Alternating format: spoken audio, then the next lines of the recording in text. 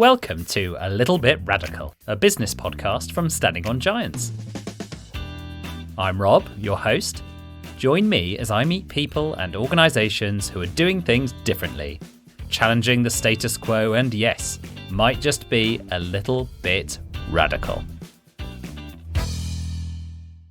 How do you land a message about diversity and inclusion with 600,000 busy employees? And how do you take on such a mammoth project like this whilst giving your team complete autonomy and flexibility? My guest today is Sally Pritchett, founder and CEO of Something Big, a communications agency specialising in internal campaigns to create healthier, happier workforces. Her clients include DHL, Telefonica, and IAG. Something Big is also a little bit of a radical business, as you might expect. They're a B Corp, but are also employee-owned, and we'll be speaking about that aspect today as well. Lots to get through, so without further ado, Sally, welcome to the podcast. Oh, thanks, Rob. It's really nice to be part of this, and I feel very honoured, seeing as some of the guests that precede me are real idols and people I would aspire to. So thanks for having me. You're very welcome. So, Sally, if you are a little bit radical, and you're on our podcast, so we know you are, what in your early life set you up for that? Well, this is a really great question because I don't really think of myself as very radical. But when I pondered this question, I came upon a bit of an epiphany. I don't think I realised where this radicalness might come from until I started thinking about various stages of my life. And I thought, actually, I'm always the odd one out. So if I go back to my school years, I went to an independent school. I was not intelligent, so I was not supposed to be there because of my intelligence. As a family, we were not affluent. So I had a lot of children around me that talked about their tennis courts or their swimming pools, or that they would go on holiday skiing. Just for reference, I had a home knitted sort of school jumper because my grandmother had knitted it for us because we couldn't afford the real one. So when you get that sort of really visible odd one out, we certainly didn't go skiing, and we would go camping in the Cornwall, etc. So I felt very much odd one out, but it also meant I didn't compete with anyone. When I got to work and I sort of worked my way through a corporate environment, I found myself as kind of the youngest director, but also the only female in a group of 24 men. They used to call me the Southern Jessie. Not condescending at all. Well, you wait till you hear the real nickname. So I have this very plummy accent, which I can't really ditch. It's just I've grown up in Surrey and this is my accent. And these men all came really from north of Watford. So they had great fun taking the mickey out of me when I didn't know what Morrison's was, because we didn't have a Morrison's down south. They coined the phrase twin set and pearls, and that was my nickname there. But again, I didn't have to compete with any women because I was one of a kind. I thought, well, hang on a minute, that actually carried on, because when I got married, I married the love of my life, who is a Pakistani Muslim Asian man, and we hid our relationship for many years. Obviously going live on this podcast, that's probably going to come out the closet now, but sorry everyone. Yeah, sorry about that, family. My husband was supposed to have an arranged marriage, so there was very much a rich Asian culture that I then had to join. And to begin with, again, I was the only white face in a sea of sort of shalwar kameezes, saris, lots of beautiful colours, etc. And I had no idea about this kind of culture that I was getting into. I now embrace it. I'm the queen of it all, if you like. But again, I didn't have to compete. My sister-in-law had to kind of slightly compete with all the other saris, jewellery, shalwar kameez, etc. And I just stood out. I just could be myself. And when I get to my business life, this is one where you think, well, maybe that was a bit radical. I didn't think of it at the time as radical, but I run an agency. I now have run a successful agency for 25 years, but I had never worked in an agency. So when I decided to run the agency and, build one, grow one, etc., I had never actually worked in one. And I would go to these kind of industry events that were always in sort of Hoxton, Soho, etc., and there were some really super cool people. Preface, this episode is not sponsored by M&S. But I am a professional M&S girl, top to toe. I'm a frumpy mother. I'm not cool. There's nothing about me that's cool. I have no makeup. I don't own any makeup. I wear my hair in a ponytail and have done for 25 years, or 55 years, sorry. My kids will tell me incessantly that I'm not cool. So again, I would kind of look at this industry that I'm in and think, I'm the odd one out. I don't fit here. But maybe all of those things have really been my super strength when it comes to being radical, because I don't have to fit in. I can just do things my way. What an absolutely fascinating answer. And thank you for thinking about it so deeply and drawing that thread for us through your life. It sounds like you're very comfortable with being the odd one out, but it kind of been easy. Has it been challenging, or do you just relish the challenge, or do you find some sort of perverse comfort in, like you said, not having to compete?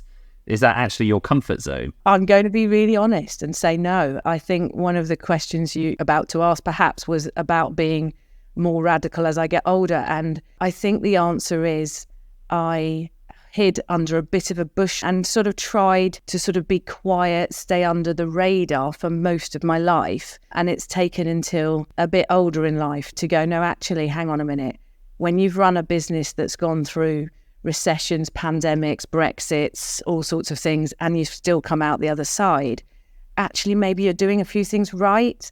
And maybe you don't have to be like everyone else, and it's okay. I would lie if I would say that all of this being the odd one out hasn't impacted my confidence, my sort of imposter syndrome. But maybe that's the thing that gives me the fire in the belly as well. That's really interesting. So you do recognise that actually you've become more radical as you've got older and grown in confidence with being who you are, it sounds like. Was there a particular moment where you were like, oh, this is a new Sally? The old Sally would have done this very, very differently. I actually think turning 50 was a big shift for me. I think we wouldn't be on this podcast at 49 if I was 49. And I think maybe for our parents' generation, turning 40 was kind of that sort of middle-aged thing. But for us in our generation, it is turning 50. But I think that was the bit where I was like, well, hey, what's the point in changing my hairstyle now after 50 years and suddenly getting a new wardrobe? And I think things that I thought I might do later in life and that I sort of hankered after doing at the age of 50, I thought, oh, sod it. I am what I am. I'll just give in to it and feel comfortable with it. And also maybe that's come with the wisdom when you get to 50. I'm certainly a couple of decades older than a lot of people in my agency, and people start coming to you for wisdom and mentoring and things like that. And you think, wow, people who I think are cooler than me, better than me, have more opportunities in life than me are coming to me for support. So maybe I've got something to offer. Well, clearly you do. Yeah. So we'll move on to your work now and what you're doing with Something Big. Tell us who are Something Big and what kind of work do you do? Great. Well, yeah, Something Big. We are a creative comms agency. Over 25 years, the world of comms has changed hugely. The number of channels that we have at our fingertips, but also just the way we communicate. And one of the areas that we have evolved into, which I'm so happy with, is employee comms and helping organisations get their culture right through really effective communication. Unless you've been sleeping under a rock or living under a rock, I think you'd know that the world of diversity and inclusion, looking after our employees, is becoming ever more critical to employers. And that's the bit that we can really guide our clients through. So we run campaigns, programs and communications to employees and around ESG. So a lot of sustainability comms, a lot of diversity, inclusion, a lot of well-being and culture and values. Excellent. I'd love to talk to you more about those areas that you help businesses with. Taking diversity, equity, and inclusion, for example. There must have been a huge change over the 25 years that you've managed your agency that you've observed. Can you paint us a picture of that change that you've seen and perhaps your assessment of where we are now? That would be really great. My diversity and inclusion story probably personally started. So prior to running the agency, I worked in the corporate environment. And like I said earlier on, I was one of the only women. I was the only woman in my sort of team, but I also ran lots of sort of projects and teams that were very male dominated. This is no criticism of the company that I worked for, because I loved working for the company I worked for. But equally, it was very acceptable, let's say, to have behaviour that we wouldn't now accept. When I told my boss, who had been an excellent mentor and supporter of me, when I told him that I was really happy that I might actually get married to this love of my life that I'd hidden for many years, his reaction was, well, I've been really supportive of you becoming a director. If you want to go off and have kids, I just can't help you anymore. You're on your own. Wow. Now, that sort of thought, I think, still occurs sometimes, but perhaps it doesn't come out of people's mouths as often as it used to. I do love looking back at some of those key moments in my early career where being the only woman led to a lot of assumptions. I did a great one where I had a project that was being run by one of my members of my team, and it had gone a bit off-piste, and I'd said to him, look, I think I'm going to join the project meeting. The project meeting was about 25 blokes, and I came because I wanted to interrogate why this project was a little bit off-piste. But having not met me, all the other chaps that were on this meeting had never understood who I was or why I was joining the meeting, so assumed I was the secretary or the sort of tea maker. So they asked me if I could run along and make some tea. Oh, no. Chap in my team who'd brought his boss was mortified. I loved it, to be honest, because it just gave me that slight superpower of keep my powder dry. But I said, no problem, I'll go and get the tea. And I left the room. When I came back into the room, let's just say there was a sort of deathly silence. People realised they may have not set the meeting up to succeed. Yeah, to say the least. There was many, many great moments like that. But I think this week, particularly as we're recording this, loads of people are talking about the Barbie movie, and I've just been to see the Barbie movie last week. Me too. Oh, fantastic. I'm so happy. We'll have to separately have a great chat about it. And I think it raises lots and lots of great issues, and I think it's opening a debate that needed to happen. But I think, you know, to summarise, we have come on leaps and bounds, you know, and I think things are better, but there's just still so much more to do on diversity and inclusion. Yeah, definitely. I think we could all agree with you there's more to do. So how do you go about working with, say, for example, DHL, who you've worked with? How do you go about running a diversity and inclusion campaign for a company of that size with such a range of people all across the world, different cultures within what the company want to achieve? How to even start a problem like that? Wow, brilliant question. And you're right. So for those that don't know, DHL is the leading logistics provider around the world. They work more internationally than, say, Coca-Cola. So they operate in 220 countries and territories around the world. And I think the first part of the context of that, when you think of that scale of 220 countries and territories, you have to bear in mind that, you know, around the world, there are still laws that prevent us from being inclusive in many more countries than we would like to believe. But also the cultures around the world are different. The place on the journey that many countries are on is very different. Here in the UK, you know, we have made quite a lot of progress in a number of areas. We're quite mature in that discussion of diversity and inclusion, but in other countries, not so much. They've got other issues to deal with. So I think the first thing to do is to create that context of what you're trying to achieve.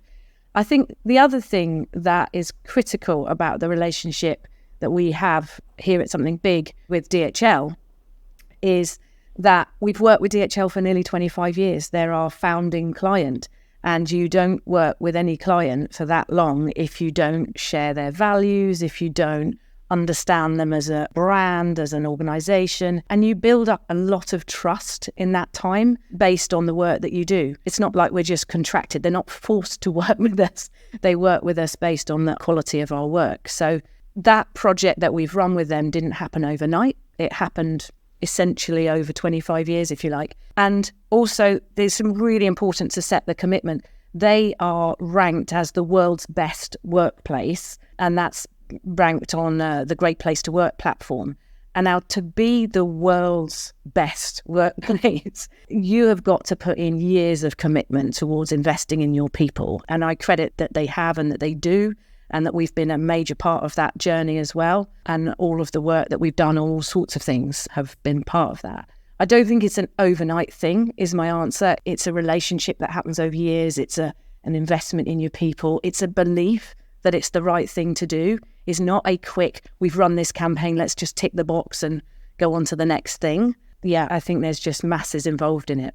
Becomes a very different way of thinking about client work when you have a relationship that long, I'm sure. What tips would you give to those working in another agency who might want to keep a client for 25 years? What do you think is key for that? I think that is a great question, because I think this is part of what I felt was wrong with agencies. And I should give some context here that when I worked in my previous life before working, running something big, my experience on the client side of working with agencies was that they were sort of in it for themselves, that they wanted to do great work, they wanted to have an award for that, they cared more about their own creativity and their own sort of portfolio than they cared about my business objectives and my kudos, if you like. So that was why it was useful to never run an agency myself, but to run our agency the way a client would like it. And I vowed that, if we were going to win any awards, it was going to be with the client first awards and things like that. But I also vowed that we would care about our clients' businesses. And we have to remember what we're here for as an agency. We are here to make those clients succeed. We'll come on to this later on, but I firmly believe that helping them get their workforce motivated, happy, etc., will help them succeed as businesses. I've come from quite a commercial background as well, and I think that maybe one of the things that helps you keep your customers is to remember the commercial reality of why they're paying you to do something. There's another part to this, which is just be nice people. You've got to be nice people to work with. And I think that goes a long way. It's quite simple, isn't it? When you say it, it seems so obvious. But again, having worked in plenty of agencies myself and with plenty of agencies, it's amazing how often that bit gets forgotten, isn't it? Yeah, sadly. A little ditty here. I used to hate that when I talked to my agencies, when I was client side, they made me feel a bit stupid. They used lots of language that I didn't understand and jargon, and they seemed to come at me with a sort of like, we know more than you. And I don't think that's a great service technique to make your customer feel, small. That's another hint there. What are some of the results that you're proud of with your clients? What are those moments that have really made you go, oh, do you know what? This was a great day, week, month. Now, let's put this into context that I love my job and I actually get, huge sort of pleasure in writing a weekly email, which is the highlights of my week. And there's always so many things to write. I think if you'd have asked me that question about what was I most proud of really, or what was one of my proudest career moments? If you'd have asked me that a few months ago, I would definitely have said a campaign that I created, ran, innovated, etc. back in 2012. It was very radical at its time. I pitched against Ogilvy, which at the time I was like a pretty small agency, and to be up against an agency like Ogilvy felt quite radical at the time. And I also, during the pitch, was really my very true self and quite blunt about what needed to happen. And they took a lot of bravery to go with us. We did something quite radical and it was super successful. My whole career since 2012, I think it's been difficult to match that level. But I would now say that this I Belong campaign that we've just finished and wrapped up for the first year anyway with DHL, that feels, not only was it successful and the customer loves it and it's been successful and employees all over the world have engaged in it, I think I'm super proud that I know it's not just a campaign. It hasn't just helped somebody buy more stuff from a company. It has changed people's work lives. It has opened up conversations that needed to happen. It's made people's day better. And you can't really get more meaningful than that. That's when you go home and go, I'm successful in this, but I'm also doing something really valuable. I'm leaving a legacy. I've done something meaningful. That fills you with that sense of purpose, I think. Completely agree. And what a wonderful thing to hang your hat on. I'd like to shift our focus to how you run your business now, and you're employee owned. So talk to us about when that happened and how it works. I'm particularly interested in finding out, if you're an employee owned business, what does it mean in the day-to-day? Can your interns veto big strategic decisions because they own the business as well? Or is that how it works? Or is this something different? So I'll tell you how it happened first. I mean, I could probably go back several years. I was getting lots of advice. Myself and my business partner owned something big. And I was getting lots of advice that, at some point, what's your exit plan? And lots of people that seem to know more than me were asking lots of very serious questions and I didn't know the answers to them. And I never set up or ran something big thinking I would exit it. That wasn't ever my intention. I never even thought it would be valuable. And so there was a lot of me thinking, oh, is this the way I'm supposed to do it? And we would go to things like the drum agency days and things like that. And there would be a lot of presentations around how you can sell your business. I kind of thought, oh, okay, well, if that's what we have to do, then we'll look at that. There was a period of time where we did look at how we could grow, how we could take the agency to the next level. We looked at a few little kind of mergers, acquisitions that we could do, and they left me pretty cold because I think our culture is quite rich and I couldn't find anyone that had the exact same ethics, morals, culture as I was creating. We looked at a private equity firm, and I'm pretty sure you can see where that went. I don't think that's for me. And so prior to COVID, these things were rumbling around and I didn't feel any affinity to any of them. And then during COVID, I actually heard about this employee-owned thing and started looking into it and talking to some advisors about it. And I was like, so you mean I can just run my business in exactly the same way, but we can all be in it together and we can keep our culture and no one needs to come along and change that? And the more I poked it, I was like, this was made for us. The agency is never just about the person that owns it. And I know that a lot of agency owners, myself included, we have quite big profiles. You know, people go, oh yeah, that's the person who runs that agency. And, you know, often we're the loudmouth. We get a lot of the credit because we do the talking, but the agency is all about all the people that make every single action happen. They keep the projects on time, on brief, on budget. They make it all happen. They get it billed. So for me, moving to employee ownership was about everybody getting their fair share. Now, your second part of the question was, do interns that come along suddenly have a voice? And funny enough, not because we're employee owned, but because that was our culture anyway.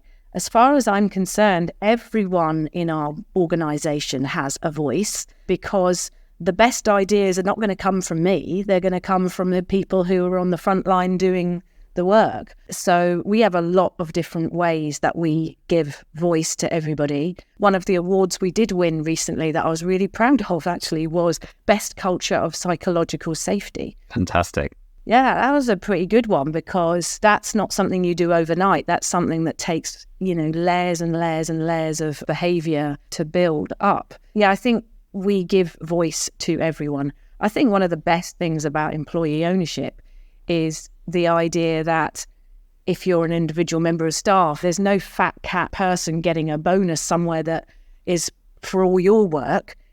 When there's profit, it's shared. And when there's not profit, we all feel that pain and work harder to make profit. That's the ultimate essence for me of employee ownership. I don't know why I've got some sort of pirate mentality or like Viking mentality here going on. So you'll share the spoils of a big plunder, and equally you will have to share the burden of the tough times as well. I think that's it. Yeah, I don't think pirates is quite us, but I think you're right. I think we all share the tough times and we all share the good times. And a great example of that was post-COVID, like so many businesses.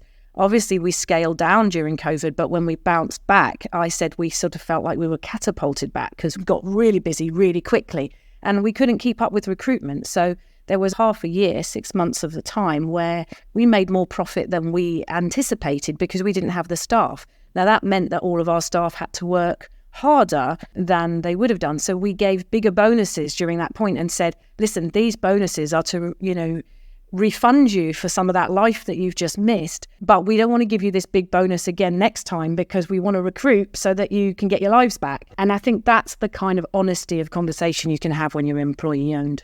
That's a really great example. Thank you for sharing that. I think final point in the work section, because you talked about this award you've won for psychological safety, and that is something that I think every leader should want. I think most would want it.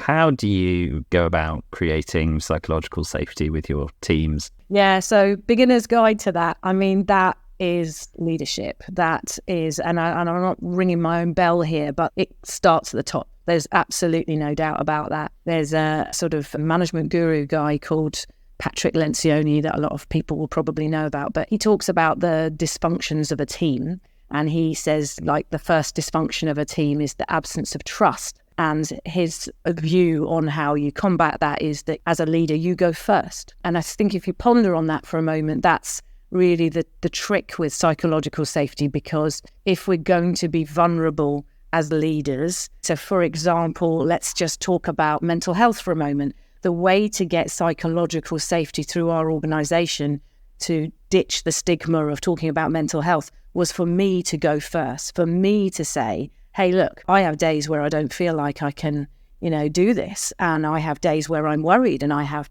mental health experiences in my past like this, and this. And that sets the tone of trust that starts to work through everything. But if I was talking to other businesses, I think there's another really big piece of this, because you often get organizations that have a blame culture. And that blame culture comes about because of what you do when something goes wrong. And when something goes wrong, you typically do a debrief on it. Everyone goes in the room and we all discuss it. And I think that's great. We have to discuss it when we make a mistake, but we also have to discuss it when we do something great. That's one of the easiest pieces of advice I could give to people is, what do you do when you do something great? Do you celebrate it? Yes. Do you pick it apart and go, how did we do something great? Because that's something you want to replicate. And if you only do that when something goes wrong, I think you don't get that same psychological safety. Great tip. There's just a sense of fairness and equity in the process, isn't there? I love that. And you're right. When something goes well, our instinct is just to go, oh, well, good. Don't question it too much. Yeah. Because we might uncover something that we don't want to hear, or, We've done projects where they've gone really, really smoothly, and we've unpicked it, done a debrief, and found that most of it was luck. And then you're like, right, damn it. But, yeah, sometimes things just do work, and that's fine. But, if there's a learning that you can find in there that debrief will bring you, then great, replicate it. So we're going to move to the final section of our conversation now, Sally, around a little bit radical world. If there is something in the world that you would like to see changed that maybe you don't influence on a day-to-day basis with your work, what would that thing be? I don't think this is very radical, but I think that the workplace, society at large is broken, but I think the workplace is still massively broken. And obviously this does impact my work. There's a bit of what I can contribute to that will solve it. But, you don't have to look very far in surveys, research, stats, that kind of thing, to find out that most workplaces are pretty miserable. Gallup say that 1 in 5 people at the moment feel angry at work a lot of their day. Angry, that's quite a big deal. Wow. 38% of people are feeling really stressed at work. Only 10% of British people describe themselves as engaged in their jobs. Headspace thinks that employees have a massive sense of dread due to the sort of instability and unpredictability of the work that they do. They feel overwhelmed and worried. And, 70% of people wouldn't recommend the work that they do to their friends, families, etc. These things. It's not a good picture, is it? It's a terrible picture. And I feel so personally upset about it because I love my job. And I look at it and I think, oh my God. So I don't have a really radical vision on this other than to say, listen, the workplace needs to be fairer, healthier and happier for everyone. And I think that the first step that organisations can take to this, and I don't think this is radical, but I'm gutted that a lot of organisations haven't made this connection.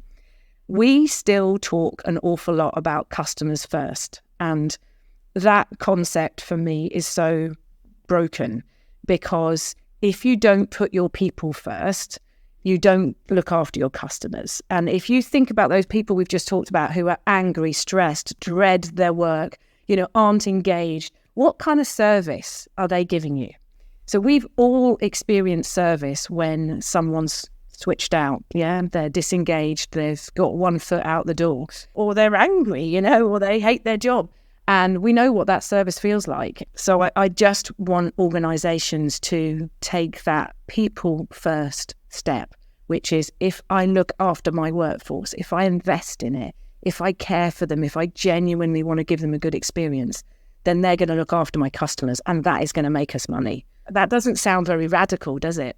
It doesn't to you or I, but like you say, clearly it is. And you're saying that you've always been quite strong on matching the commercials to this kind of work. Yeah. There must be a huge windfall to be made if you do that. Yeah, I mean, let's face it, I believe that our people, and we're not just talking frontline here, imagine, you've got people that are working on innovating in your business. They're coming up with efficiencies. Perhaps they're working on how your business is going to use AI to leverage, a new place in your market. Perhaps they're just sending out your bills. If those people are not enjoying their daily life, they're not efficient, they don't care, they're not as accurate, they're not as innovative, as creative. So I can't get my head around how much people and the way they thrive is connected to the productivity and the efficiency and the commercial reality of our businesses. I often talk about the taxi driver. The taxi driver knows that his taxi is his income. He puts the right petrol in it. He gets it serviced. He looks after it. If it makes a funny noise, he gets it looked at. He doesn't, or she, by the way, they look after that taxi because it's their earnings, their income. And that's the same with organisations. Our people are our future. Is there a little bit of a radical idea for the world that you think our listeners should get behind? Yeah, I think so. I'm going to be a little bit greedy and ask for two. I think the first one is a straightforward one. I think that the way we do business, the business model, the blueprint that we have, I think it needs to change. I would love to see that being a B Corp or, a similar sort of system where creating an impact is part and parcel of the business model, but also being employee owned as well. I think if these two things came together and were part and parcel of a license to do business, what we would see is profits shared more fairly, service levels, innovation levels, etc., improve. And I think that money would stop being the root of all purpose. And I think we would see a better society from that. So I'd love to see business systems change. The other thing that I talk a lot to our clients about employee voice and the importance of having a voice. But my little radical thing that I'd really love is that I think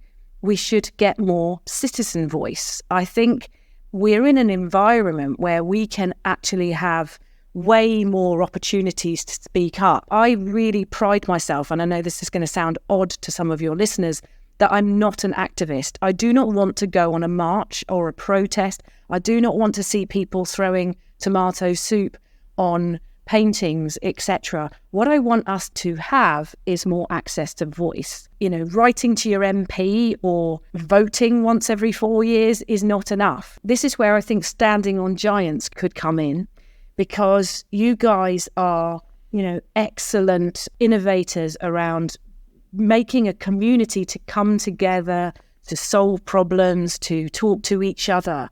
And in doing so, perhaps the leadership of that is less important because actually all the people come together within that community and solve problems. And I think what we have, in every country, but here in Britain, we have a huge community that have all the answers to how we can make a better country. They have answers about how we can improve the planet, the society, improve our well-being. We have all the answers, and we are never given a voice to do that. And that is why you get tomato soup and Just Stop Oil and all of these sorts of things, because people don't get a voice. So I think my radical question is, can we ask Standing on Giants to work for the government and run the community? Oh, well.